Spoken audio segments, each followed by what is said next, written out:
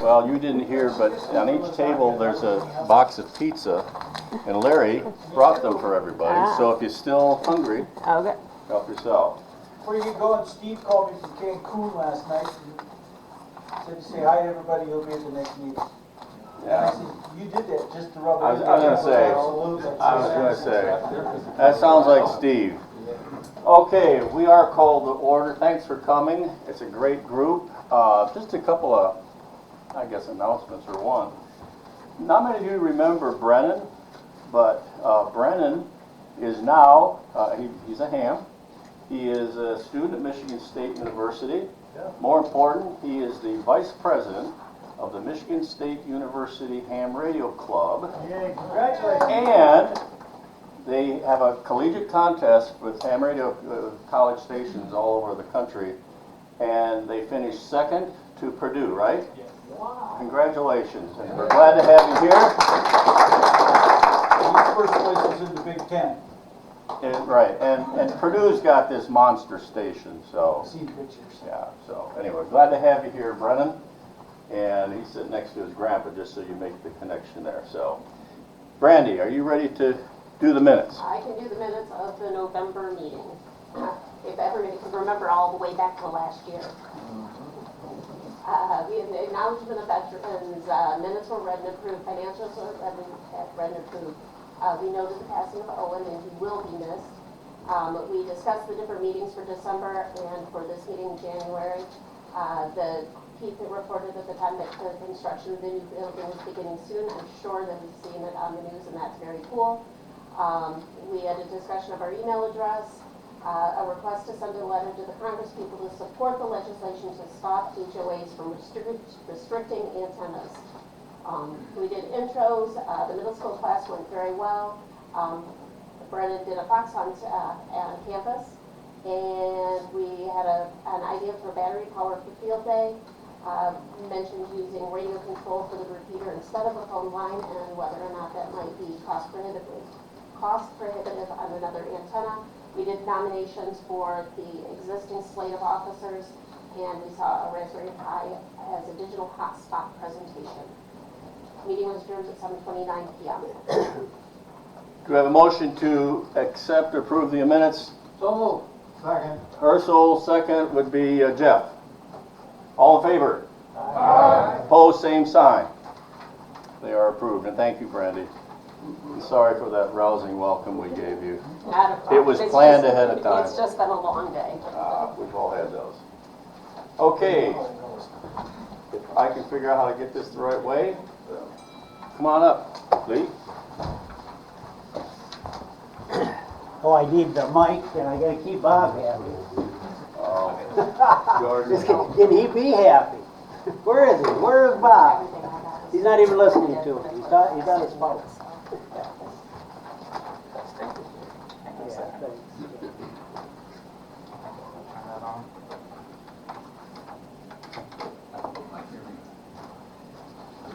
Oh, boy.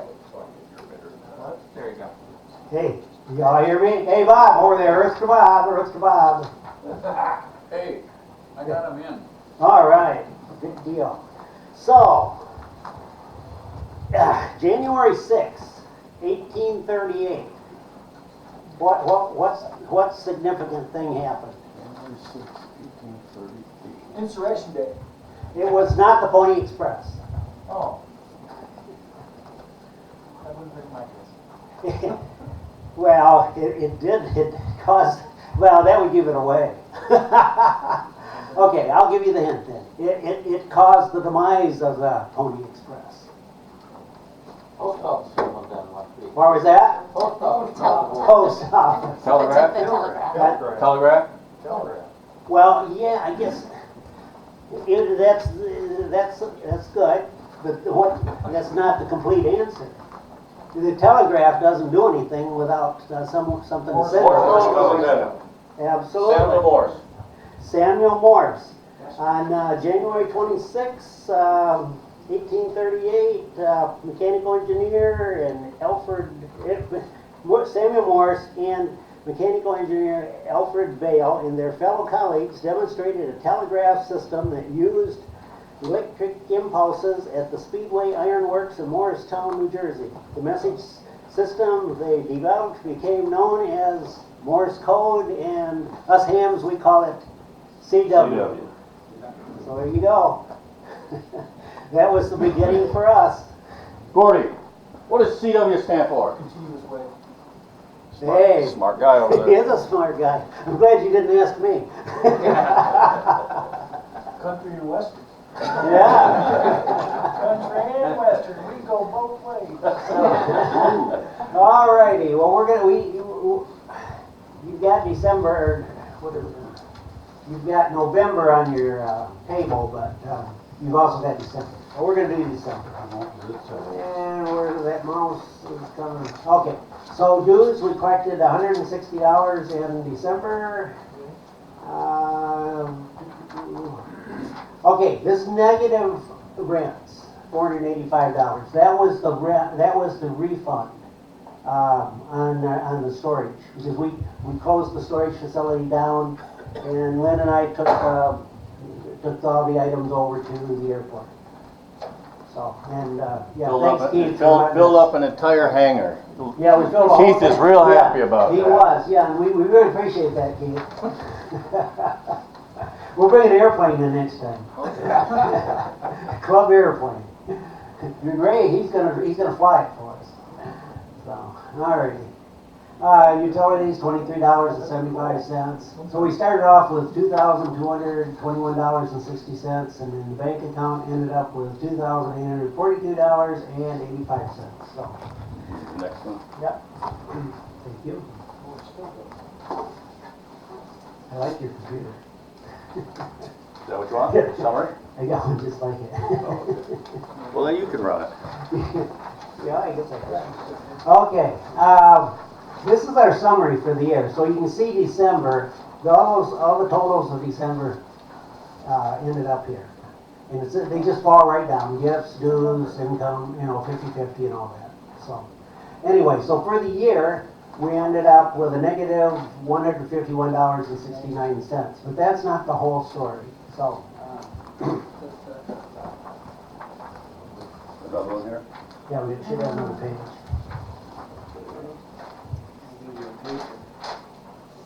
Oh, I gotta do one of these. And Lynn has to. There you go. There you go, good job. Okay, so, I was only did this myself, I did this the other day.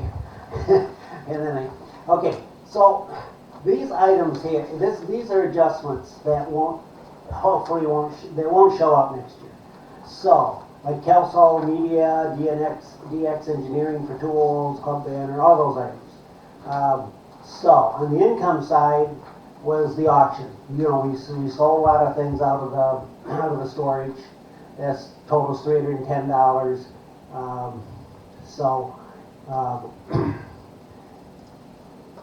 That $310 we didn't, we won't be getting. And then expenses, all these are different expenses, Club Banner, well, we might make a sign, who knows, Lynn was talking about it, but we could have an expense that we hadn't thought about, but we definitely won't have Kelsall Media, we will be buying more tools, that's picnic, we might be able to get that down to 0 possibly. AAA rent, Mackinac Trail, this is for classes. So those add up to $310 for expense and $14.27 for the expenses. So anyway, all of this, we got to have an adjusted total of expenses of $29.96 and adjusted total of income $39.61. So we, when it all falls out, we really had an income of, an adjusted income of $965. It's not going to be quite that because these other things didn't all come out, but yeah. Okay. I thought I'd get rid of it. There. No. Okay. Never mind. Escape. Escape. No. Question for, this will go to Lynn. the money we spent on the class, will that mitigate the cost of the facility next year? It should, and then the other thing, what doesn't show up here, I don't think, is the check I just gave you. Well, right, and that check was it's $330 plus 62 cents. Well, I think it's a little different than that, but that's pretty close. We Those two got the items there, reimbursement for this. those two items right there. And so what I'm gonna do is I'm gonna deposit that check and I'm gonna add it into December on it for our records. And then that way we'll start off with a clean slate for 2026. How much was the check? Pardon? How much was the check? Well, I've got here that it's supposed to be, I think it was a little different than that. I've got here it's $392. So it's from the school then? From the school, yes. So I'm gonna put that back in December, so instead of a negative, we'll have a positive for the year, so. Just a second. What's the difference between Mackinac class and Mackinac Callus? Spelling? Spelling. The callus is what they got teaching the kids. Yeah. Well, you know, I didn't have my English teacher, wife proofread this for me. And because it's in caps, spell check didn't do it either. I thought it was an acronym. The Cadillac Area Public School reimbursement check for the class was $369.96. So that's going into the. Okay, a little bit less than what I had, but not much, so. So anyway, we're looking pretty good. And I appreciate the ones that paid dues tonight. We got several outstanding, but they're not, I don't think any of the ones that are outstanding are here today. We can send out a certificate. Or do you want And me we to will. send out an You're gonna email head you up. I'm glad you volunteered. Gordy's got a question. You want me to send out an email blast? Yeah, that'd be nice. That, we were into the first of the year, and anyone that hasn't paid their dues. I'll just tell them, this one doesn't have anybody's names on it, the next one will. Yeah. What happens, and it happens maybe to all of us, I can never remember when it's due, and I belong to a couple clubs, and I'm always wondering, am I delinquent? And I found out tonight I was delinquent. Well, we did send it out once earlier and asked them to let us know if any of the records aren't correct. And evidently, not enough of them got the hint that they needed to pay their dues. Now we'll ask. It could always be nice and add something about, because we didn't have a December meeting, we're still accepting. Yeah. Right. Gordy won't be nice. No. Any other questions? Do we have a motion to approve of the, okay, that would be Mike. Second, that would be Keith. All in favor, say aye. Aye. Opposed, same sign. It's passed, and thank you. You know, it may seem tedious, but it's really important to have good accountability for our money. Some clubs get in trouble with being a little sloppy about it, and I really appreciate your attention to detail and the work that you do on this. And I want to tell Brennan that being president in charge of vice is really a good thing. What do we got here? President's report. I think I've got one. Hold on. Okay, here we go. Sorry. We had a great kids talk to Santa. The final tally was actually 20 kids plus one grandma. Aw, And she took over the mic. no kidding. Did a really good job, right? That's cool. Yeah. But a special thanks to the Wexaukee County Board. They did, again, just a phenomenal, if somebody saw the pictures here earlier, they put out a spread of cookies, and candy, and hot chocolate, and punch, and stuff to put in your hot chocolate, and the kids really like it. And also Ken brought crayons and a coloring sheet that featured Kids Talk to Santa. And there was a picture up here of a grandpa with his granddaughter, and they were both working away on the. It really worked out well. Nice job, Ken. Yeah. I put that one in the newsletter. Keith might want to add to this, but he and yes. Did you get a copy of that newspaper? I saved you one, I still have it in my office. No, I didn't. That'd be great. I'll swing by and get it. Yeah. But Keith and his gang had and a bunch of local dignitaries. They're on TV for the groundbreaking. Anything you want to add about that? In fact, he just gives a little progress of where it is right now. So the building, we had our groundbreaking sometime in December, shortly before the holidays. And since that time, they've broken ground. The ground is not frozen yet.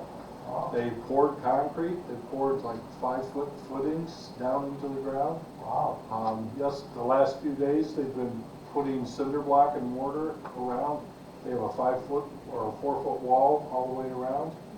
And then on the 13th, they're getting a drain. Once the drain's here, they can pour the floor. And then the building actually arrives February 1st. And they'll Wow. start constructing. They don't care what the weather is. They just work at anything. Where's it exactly? I drove by and tried it, didn't see nothing. It's just to the east of the terminal building. Okay. Initially, when we thought of this idea, we wanted it down where everyone sets up for Wings and Wheels. The problem is that's the perfect place for it on that one day. And then 364 days of the year, it makes much more sense to put it by the terminal where we can be interacting with it and setting things up and so forth. Thank you, sir. So it's got to be done by June 1st. Wow. And so that means, that leads us to the other one option, which, Lynn, do you want to talk about that? If the building's ready at June 1st? Yeah, we'll be able to do field day there. Cool. Yeah. And that's eventually going to become our meeting space. Probably not the first phase, right? The room is from that wall to where those pillars are. It's 50 by 50. We could easily have, we're going to have tables, chairs, some sort of projection system, so it'll be available as a meeting room. And then if you put the door up, it can be an open air type of environment, so you can do other activities. So we should be able to start having meetings there. Yeah. After. That'd be great. Now, there's no bathroom, so. Well, just tell people, give people enough advance notice and they can hold it the whole time. The reason we were able to get by with no bathrooms is, this is phase one.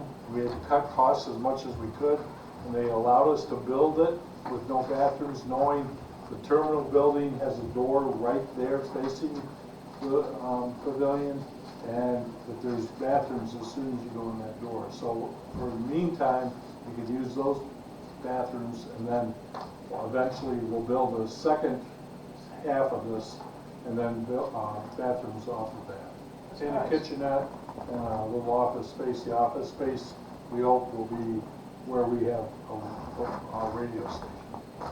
Are you gonna have bunks in there too, for when the missus gets mad, somebody can buy you? Yes. Thank you. Only you would think about that, would you? So, okay, I put something on your table, just a copy of what's up here. As you all know, we will be having a new president next year, and it's Steve, who just rubbed our noses in our weather with a phone call to Gordy. One thing I felt that would make that president's job more attractive, so that more people would be willing to tackle it, is to spread the workload a little bit. And what I'm suggesting, this is just a suggestion, that we have, like, I call them club activity captains. It could be anything. So, like the swap captain, somebody who's going to oversee it with a lot of help from others. And the really nice book that Bill left us. Yes, absolutely. Field day captain, somebody will say, you know, I'll do it. I'll handle it. Hospitality, one person to oversee spring and fall dinners and the summer picnic. And then Wings and Wheels. If you do that, you spread it around. One person doesn't have to end up doing everything. And yet, those who volunteer don't have to do a lot. And like, for example, Tom, I'm assuming that you would want to be the door prize captain, right? Yeah, I am, And- I've already done the prizes, Yeah. I also do hospitality, already talked to you about that, Okay, okay. November. So, but that's for all 3 events, right? I'm not doing the whole swap. No. Talking about, you said hospitality? Yeah, I'll do all 3 of them, Okay, good. I've done it before, no problem. So, all I'm saying is be thinking about it, and as we move closer toward the swap, and I'm willing to take on the swap because I've done it for 3 years, I've got it down to a pretty easy system. But let me know. If you, and Gordy, I assume you and for Steve, will do the testing. We work as a back and forth, yeah. Concessions, the guy that heads up the band boosters is great to work with. Your job will simply be to get a hold of him, let him know the date, and then maybe remind him. So it's not a lot of work, but it takes a lot of work off of Steve, who's going to inherit this job. What else do we have here? Since Steve's not here, let's all agree to do that and tell him we're not going to do it. I like the way you think. February meeting. Regular date, time and location, we're back on schedule. But just to encourage all you builders and even non-builders, here's what you're going to be fighting for. Ooh. I mean, this is cool stuff. Would you want this sitting on your desk at your shack? Oh, you're doing it right. All right. No, I drink coffee when I'm awake. So, you don't have, it can be a kit, it doesn't have to be something elaborate. I'm gonna try to get Gordy to give me one of those pine board code practice oscillators I have because it in the bag and I was gonna bring them tonight. I got 1 built and I've got enough parts for 2 kits. I figure That's cool. if a middle school kid can successfully make one, I ought to be able to do it. No. Let me be real quick here. There was only I'm not one being middle nasty or school anything. kid that did it right the first Well, time. that's true, And that was TJ of all of them. That was the one that pulled it off. yeah. And he's the one that's most likely to become a ham, plus the young lady, The young lady, yeah. yeah. Oh, good. Well, I didn't mean anything bad, Glenn, you don't have the gift. Keep talking, Bob, I'm feeling better and better. Yeah, baby. Keep digging, Bob. But you have other talents. I No. could never write a book. No, I eat pizza very, very well. All right, open mic, short comments, announcements by members. Larry, What do I do with this ballot for officers for 2026? Just, hold on. Did you, we do this tonight, right? we can, I mean, It's pretty, it's tense. Okay, we'll just collect them up here. we'll collect them up here at the break time. Okay, Um, and then, There's a copy of that on the back of the minutes, too.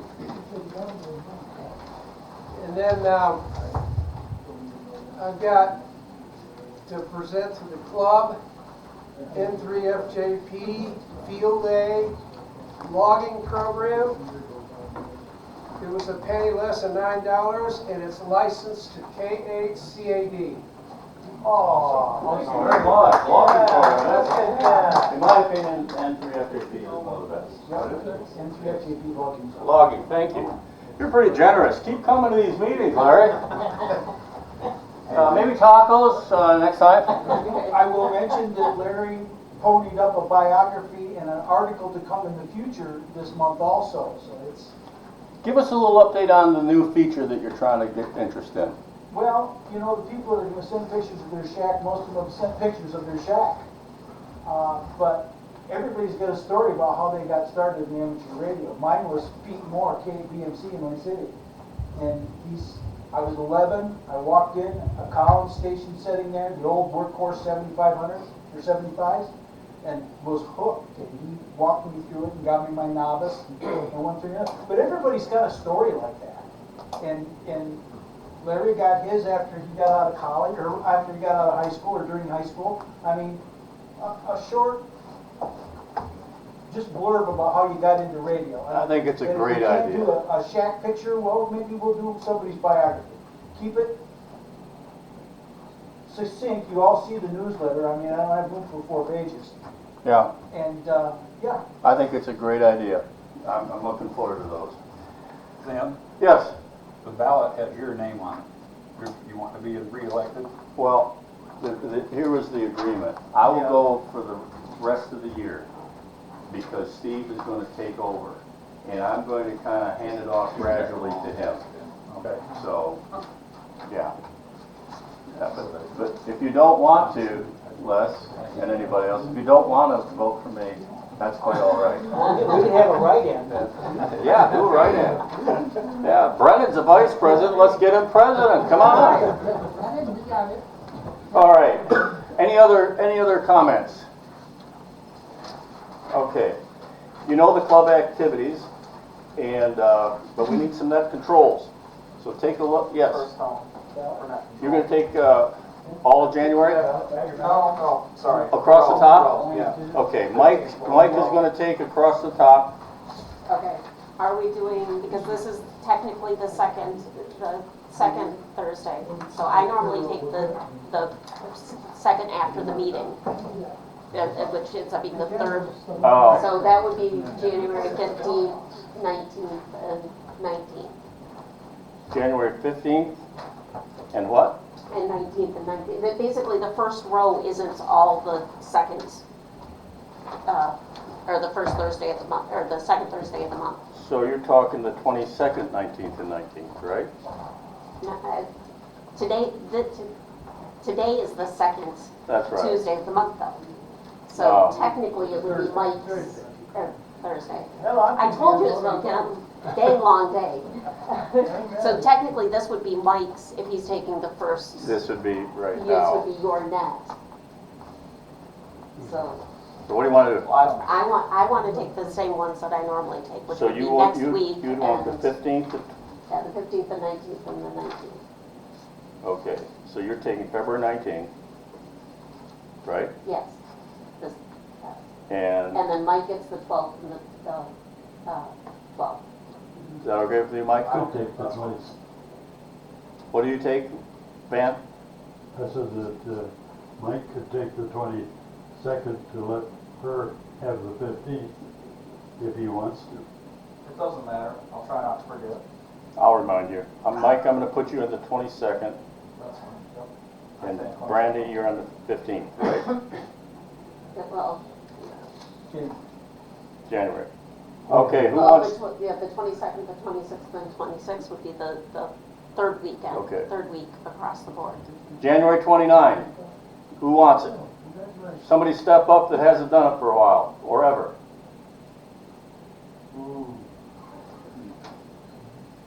I got another net that I don't want to. Les, what are you doing the 29th? I can do it, but I always forget, so. That's all right. We'll remind you. My record is terrible, that's why I haven't volunteered. Well, we're gonna crack the whip on you this year. February 26th, who wants to take it? Okay, Tom, Yeah, go ahead.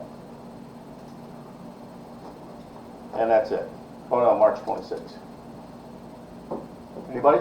Because it's crossed off on our side. It's crossed off, all right. Yeah, why is it The crossed cross off? off is because somebody didn't remove the strikeout. Oh, okay. I'll take that. All right, we got that taken care of. No old business. New business is elections. If you, during the break, if you have a ballot and want to submit it, put it in. As you know, we generally move to accept the slate of officers because there's no competition. I know it seems like kind of a, railroading things in, but we never get anybody running against anybody, which probably means you're all too nice. So, let's take 5, and then we'll come back to a great program from Mike. If you got dues, pay them. There's probably some more pizza, and that's it. 5 minutes. Okay. We've come to make it even. know Mike is a great presenter, and he's got a program for us from tracking to thanks, taxing Mike. with APRS. For you, Jeff. Thanks, Mikey. All right. Sorry. Now, when you introduced me as a great presenter, but that totally contradicts what I was going to say to everyone first. He's not a good presenter at all. He's horrible. Mike. He's terrible. Grab the microphone, use it. Bob.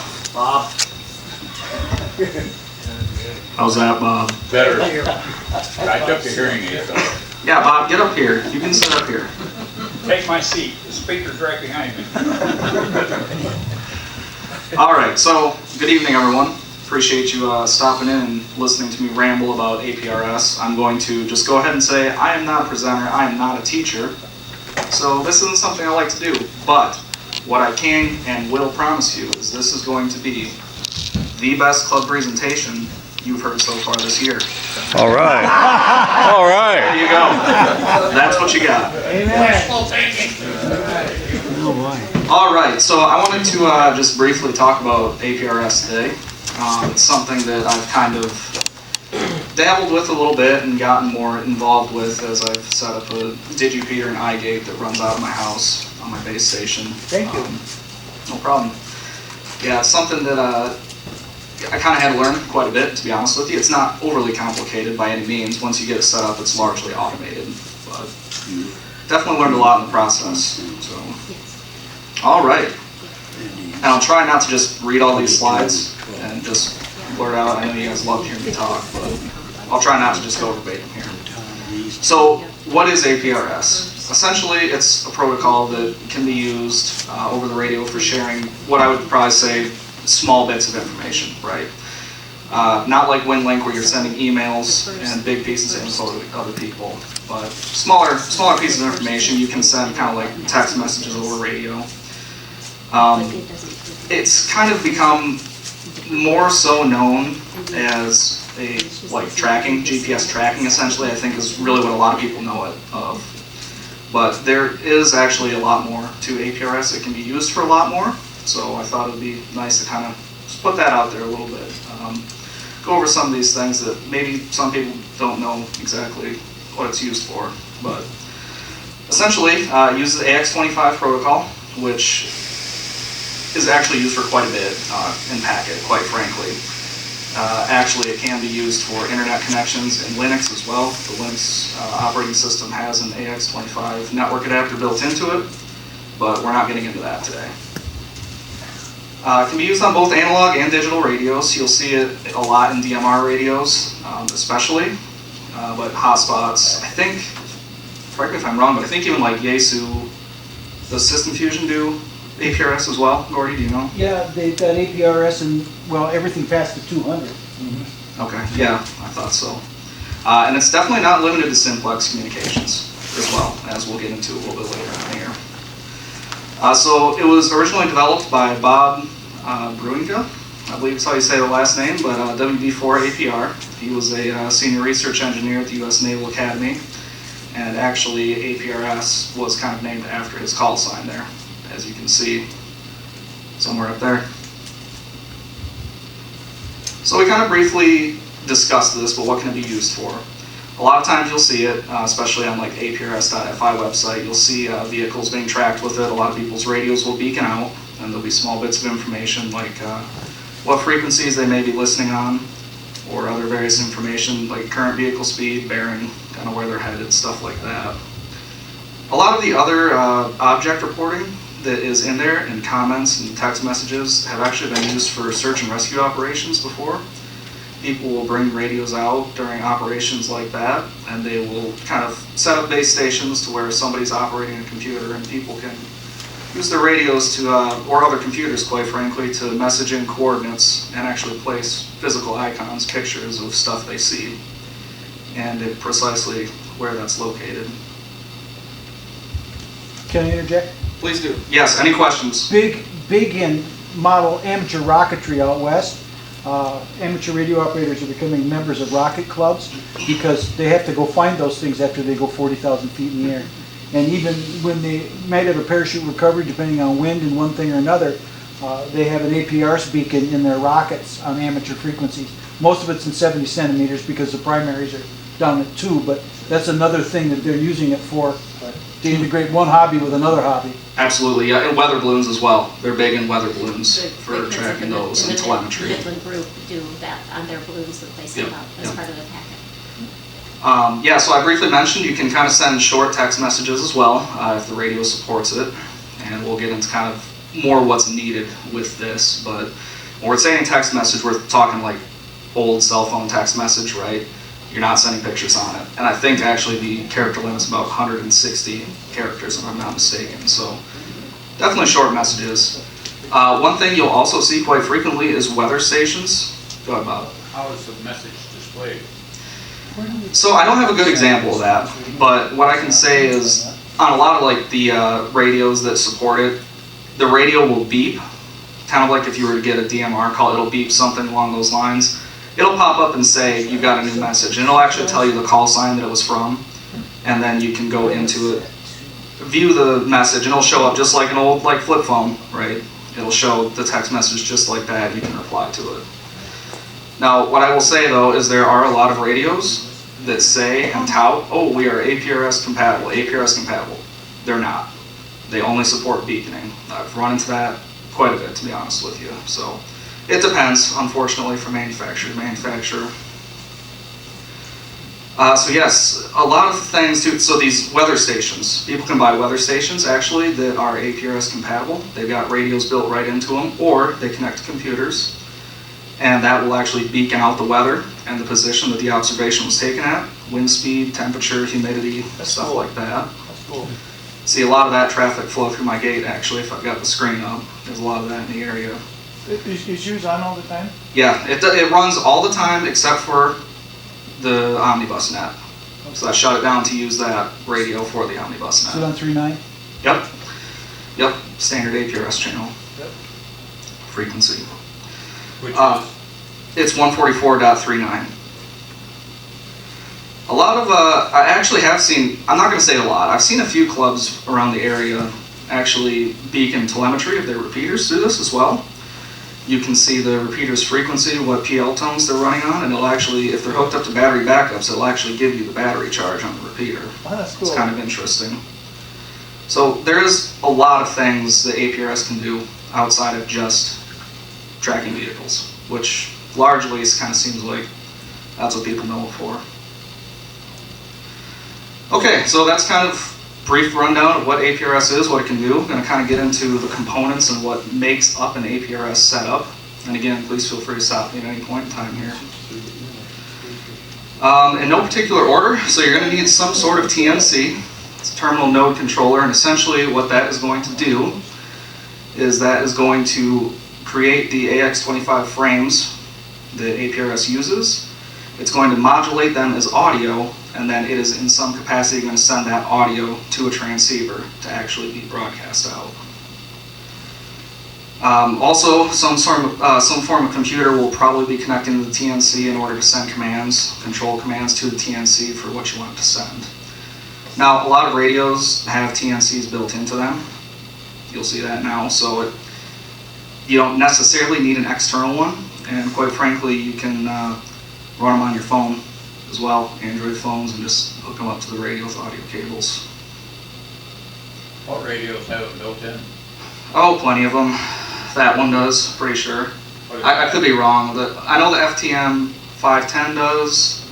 Maybe the 300 does. 200 does also. 200 does. Plenty of handhelds now actually do as well. Kenwood handhelds. Kenwood, yeah, definitely the Kenwood ones. Those ones are pricey, but the Kenwood ones certainly do. The FT5D does have it built in as well. And honestly, a lot of the Chinese manufactured radios, that's kind of becoming a big thing as well. So yeah, obviously you need a radio, right? Or else how's the info going to get out? And as we all know, that's what's actually going to be sending the modulated audio out. And it receives the frames just specifically as audio from the TNC. The TNC is going to formulate or modulate that as audio and put it directly into your radio. This is kind of an optional thing. You don't necessarily need this, but harkens back to that whole it's only used for tracking vehicles thing, right? But you can use a GPS receiver, and you can get something small like that. It's like $15, something along those lines can be. Plug that right into your computer, and a lot of the APRS programs will actually pull and get a GPS lock right off of that. and assist you in beaconing out your position. Not as much needed for APRS, but GPSs will also time sync your computer for WSJTX if you need something that's time sensitive. You can also just hard code your location. So like my Digipeater iGate, that obviously isn't moving, it's my base station at home. I've just hard coded the GPS coordinates right into that and it beacons out using that. So you'll need some sort of control device as well. This can be anything from a computer, Raspberry Pi, cell phone, and essentially that's going to be what's doing the interfacing with the TNC. You're telling it what you want to put out there and it's actually talking to the TNC, telling it what's going to go out there in kind of a brief, easy way. How do you interface those? Many, many different ways. So it depends on what you're doing exactly. Some of them are Bluetooth with cell phones. If you're using cell phones, that's a big thing. They can be Bluetooth. Some radios actually now have the KISS TNC exposed over Bluetooth. The N76 by VGC, I think it is. The BTEC UV Pro does. And I think there's also another clone actually that does that as well. And I know the Kenwood handhelds do as well, expose the Bluetooth TNC. And also that is actually going to be what you are visibly seeing that APRS information on, right? Because you're going to be receiving beacons as well. You're going to be seeing these objects show up on a map, or you're going to see the messages coming in. This is also what you're looking at and how you are receiving the information. So, I don't know what I was getting at here. How does it actually work? There's a lot that goes into it, but we'll just roll with the slides. So here's kind of the standard frequencies. I'm sorry, this is probably not super easy to see. To be honest with you, these pictures aren't great, but they work. Really what we care about, North America probably, right? 144.39 megahertz. That's kind of where the standard APRS is. Now, to be fair, there is also APRS over HF. That is very not common in the United States. I think it's more common in Australia, or at least it was back in the day where there was not the big prevalence of mobile phone networks. That's not to say you can't do APRS in North America on HF, but not super big. Also, the baud rate is actually a lot slower, so that information is going to go out not near as fast as what like a VHF, UHF would. Over on the right here, they've got some different PL tones and whatnot. I'll be honest, I've never seen that used. And maybe that's more just for coordinated type things. I know they've got some offsets down there as well, which it kind of sounds like they're making that for Digipeaters, but from what I see, at least, the Digipeaters that are out there running right now, there's no offsets. They're all just running straight on 144.39, so not entirely sure what that was there for. Some people say that you can have your CTCSS and DCS codes for like selectively receiving beacons. Maybe that would be more like search and rescue, like someone would be assigned a DCS code, CTCSS code, and if they wanted to not clog up everyone's radios with messages, they might say, hey, we're just going to send it using this code. I don't know, that's a wild guess. So, now, as we kind of talked, it's not limited to simplex. There's things called Digipeaters and iGates, and that's essentially a repeater for APRS. It doesn't need to be full duplex, it can just be any standard radio that's running any form of software that's capable of it. One that's really popular is Direwolf.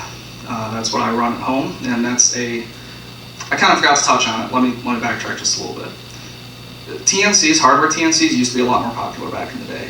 A lot of times right now you're seeing software TNCs that's run on computers themselves. I know a lot of people kind of live and die by the hardware TNCs, and actually there's a gentleman, NADMH, up in Traverse City. He's got a lot of Digipeaters up around that area, South Boardman, there's some up on Munson. I think he uses all hardware TNCs. They're great, they work good, but some of the research has actually found that software has actually gotten a lot better at decoding some of these packets than the older hardware TNCs do. So, also, the software TNCs are infinitely easier to iGate, set up to connect to the internet. Well, less cost too. Yes, they are. Yep. Those TNCs can be expensive, the external ones for sure. Essentially, when an APRS packet goes out, it's sent out with it's called a via path, and you can say, I want this sent out as wide 2.1 or wide 1.1, and essentially that says this is the amount of hops that I would like digipeaters to retransmit this as. I'll show you some examples of the packets, but essentially when a digipeater receives a packet like that, it goes and it decrements that to say, like, you know, from wide 2.1 down to wide 1.1, and it puts itself in the path. You can actually see the entire path the packet took. So iGates, similar to digipeaters, essentially what that is, there's a big website called aprs.fi. That's a bunch of internet-linked digipeaters, essentially. Those packets can be sent out over an internet connection, and kind of what that gets you is if you're trying to message someone over APRS in California from Michigan, that's going to be one heck of a propagation path on VHF. Probably not going to happen, right? So if there's internet-linked iGates, that traffic will actually flow over the internet, go to an iGate that's heard that call sign and SSID recently, and then it will rebroadcast that over RF. So it's kind of one of the big things iGates are used for, is getting over, you know, that RF propagation barrier. And also it's kind of brought in some interesting services, which getting to on the next slide. And yeah, a digipeater can both be an iGate and just a standalone digipeater as well. So APRS-IS, so essentially internet connected APRS. One of the cool things that I've kind of found that I like is there's an address that's called WXBot. You can actually specifically format a message, and instead of a call sign in the to field, you put in WXBot. You can send it a zip code, and if you just send a zip code only, it sends you your current weather. It actually messages your radio back with the current weather conditions for the zip code you requested. You can ask for weather to be for tomorrow. You can give it a specific date. There's a lot of things you can do with it. And actually, back in the day, there was an SMS gateway. And so what you could do is actually send a message through that SMS gateway to say your wife's not a ham radio operator, for example. You could send a message if you were without a mobile phone to an APRS, or right onto that APRS frequency, and a iGate would pick that up, send it to a service that would convert it to an actual text message to a phone number. And that other person would get the text on their phone. They can reply to it and then get back to your radio. That's cool. Unfortunately, I think that kind of got abused and it's been discontinued largely. The carriers phone carriers are making it a lot harder to run services like that. Well, it was originally put together for IP telephony, and experimental at that, and it exploded, and nobody wanted to maintain the infrastructure. Yeah, it's definitely expensive. And you know, with a lot of like iPhones and even Android phones now, they still do standard SMS messages, but it's all RCS messaging now, iMessaging, and it's too much data to push over like a radio connection like that. So kind of a lot of reasons it's discontinued. So this is going to be a little Greek, and I apologize about that. But so this is actually the logs from my iGate. This was a while ago, whenever the heck I made this slide, back in November. But essentially, so this is what a packet looks like when it comes in, these green lines right here. So that's the actual text that will come into the TNC, and then all that information gets decoded down into these blue lines. So essentially, this was a telemetry packet. You can see this was actually a vehicle position packet up here. It's got the radio model that was used, the current speed of the vehicle, its current altitude, and location, heading, and this is just a comment they had in there. Anything in the pink is actually a packet that my digipeater rebroadcast out. But you can kind of see in the paths here, this is where we were talking, the wide 2.1, wide 1.1. Let me find a good example.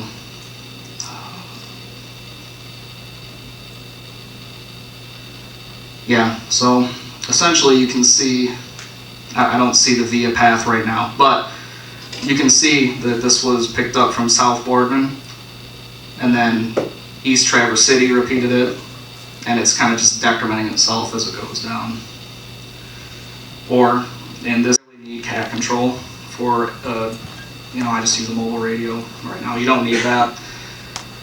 He's got great schematics as well, because he sells cables, but the radio I'm using for it, he doesn't sell cable for. So I had to make my own cable. It was a Kenwood radio that essentially I took the speaker out on the back of the radio, and then the microphone for the radio's Cat 5 of some sort, right? And I had to get the right pins and connect them to a TRRS 4-pole, 3.5 millimeter. But that will actually key the radio using push to talk as well. It'll ground that push to talk pin for you. So, and the DigiRig Lite is, I think, like $30 or something like that. It's not expensive. That's really all you need to do this. And so, you know, obviously you need the radio as well, but pretty much everyone here's got that, right? So that's a good economical way to do it that works really well, actually. So you got the portable way as well. That is actually the BTEC UV Pro right there. That is a clone of the N76, the VGC N76. Those are both really good radios. I don't have one. I think those run $200, guys. I think something like that, right? Those are nice because they have the APRS built into them, but they also expose the Bluetooth TNC, so you can use that APRS Droid app, connect it to the Bluetooth TNC, and you actually get a lot more features that's not necessarily built into the radio. You can actually, somebody else made a port of the APRS Droid app that can act as a digipeater. It has digipeating capabilities, so you could, that could be a portable digipeater right there, just the phone and that radio. All right, now this next one, I'm going to apologize before I talk about this one. Remember, I love you all very much before I say this, so please don't kick me out. This is the I'm retired and rich way of doing APRS. That's a low-end radio, buddy. So, I mean, all joking aside, right? This radio's got everything you need built in.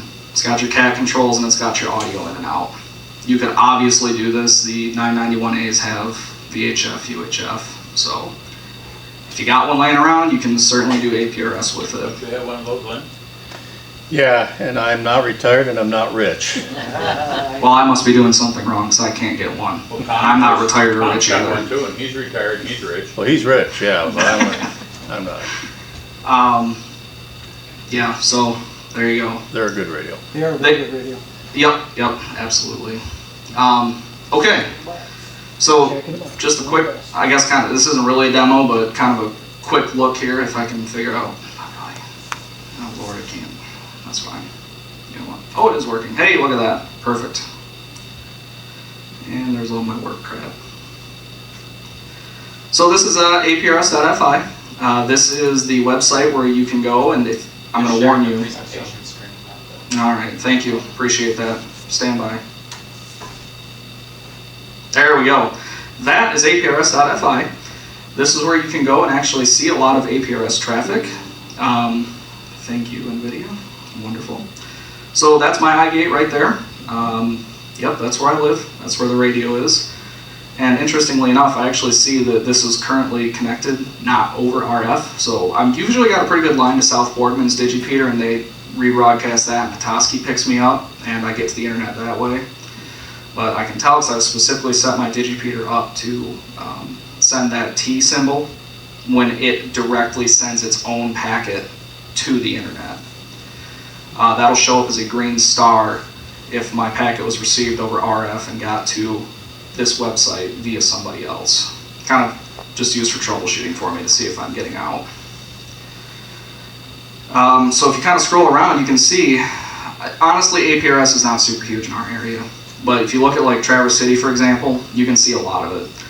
These are some of those weather stations I was talking about that can get picked up. And you can click directly on these, and it'll show you their current temperature readings, or at least what they last were, humidity, pressure, wind speed, and direction. Here is, I want to say, so this was some of the telemetry for Cherryland ARC's repeater, actually. So they give you their tone up there and what frequency they're running out, what their power is. And I have seen some of these actually give you battery readings on what their repeater battery is running at if there's no power loss, or if there is no power.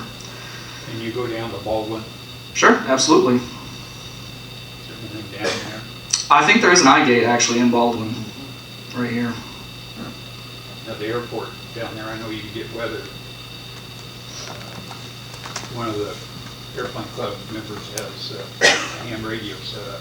I'm just curious. That one maybe? I wonder? I don't know. I don't remember the frequency. Okay. Yeah, actually these weather stations are like $200, $100, something like that. I've seen them go for. They're pretty much just plug and play. So I've heard I don't have one. Is that on the south side of town? I can't tell. So here's Baldwin Airport right there, No. and there's the weather beacon. That's south of the city. The I gate is south, which would be actually receiving the packets and sending them to APRS.FI. Yeah, it's Mac McClellan's the guy's name. Okay. Sends from the airport to his house and transmits from his house. Hey Mike, why don't you see if you can go back out in the time a little bit, maybe a track will show up. Sure. Yep. Actually, I know there was one because I pulled this up to make sure mine was working, and I saw you guys driving in. So if we go track length, 6 hours or so. So there's John driving around right there. On his way here, actually. It was picked up. If you hover over the icon, it actually shows you which gate picked it up and sent it out. The receive on mine is not super stellar, to be honest with you. My antenna's in the attic, probably only about 12 feet off the ground. But there's a lot of big APRS towers around South Borden and Petoskey that pick stuff up really well. I get you very well for my During SWAP, when they do the balloon from the Midland, that's the APRS at FI side. You get the code, basically the code you can real-time track. There you go. Yep. So that shows you can kind of follow the progress of vehicles right there and what path they took. So what this is right here, obviously, that's not the direct path they took. There was a break in I-gates and digipeters. It's what happened here on this track. And you'll kind of notice that a lot, actually. You'll kind of see some things that don't make sense. And I'll be honest with you, if you see an actual path, like a beaconing path that makes sense, it's probably someone with their cell phone directly connected to the internet who's beaconing. Yeah. At least in this area specifically. I know a lot bigger areas, they've got more digipeter coverage. So if you're planning on stalking somebody, this isn't the right way? I cannot ever endorse that. There's Barry, speaking of, actually, over there in Houghton Lake. It looks like that was actually digital. That's his all-star node that beaconed that out. Like I said, DMR radios you can actually set up to when you use hotspots, they'll beacon your position as well, the whole time. Oops. Oh, man. All right. Hey. Any questions? I'm getting the signal. That was actually the best presentation I think I've ever seen in my life, just like you said. Best this year. Yeah, Best presentation. If you have questions, we're gonna get you out of here. You can stick around and talk to him, but let's give him a big hand. That was. So check your tickets.